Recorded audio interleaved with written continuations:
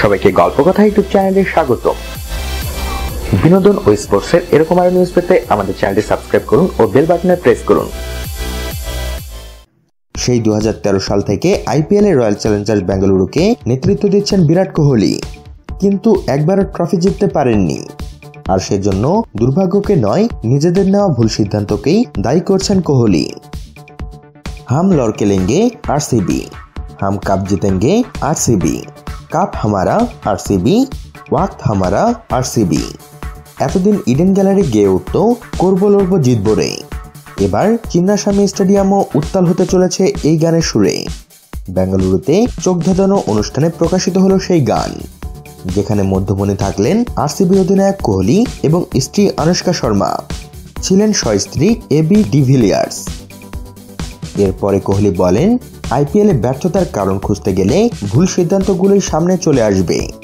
আমি যদি বলি দুর্ভাগ্যের কারণে ট্রফি পাইনি, তাহলে সেটা ঠিক হবে না। নিজেদের ভাগ্য নিজেদেরই তৈরি করতে হয়।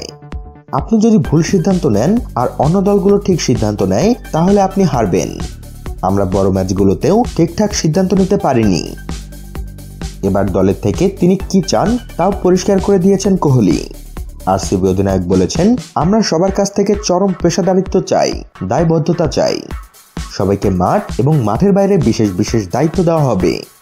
আমরা চাইব সবাই যেন নিজের জীবন এবং খেলাটার প্রতি দায়বদ্ধ থাকে, দায়িত্বগুলো ঠিকমতো পালন করে।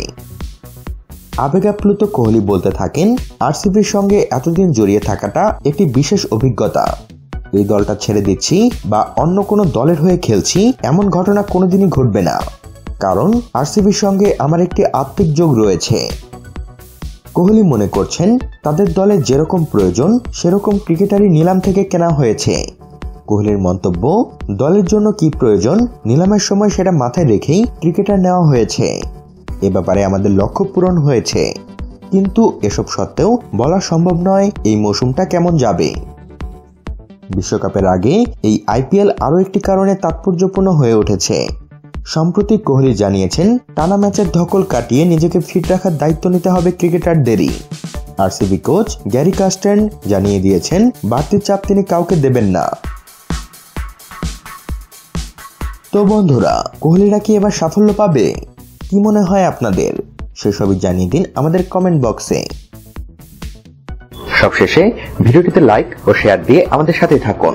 ধন্যবাদ।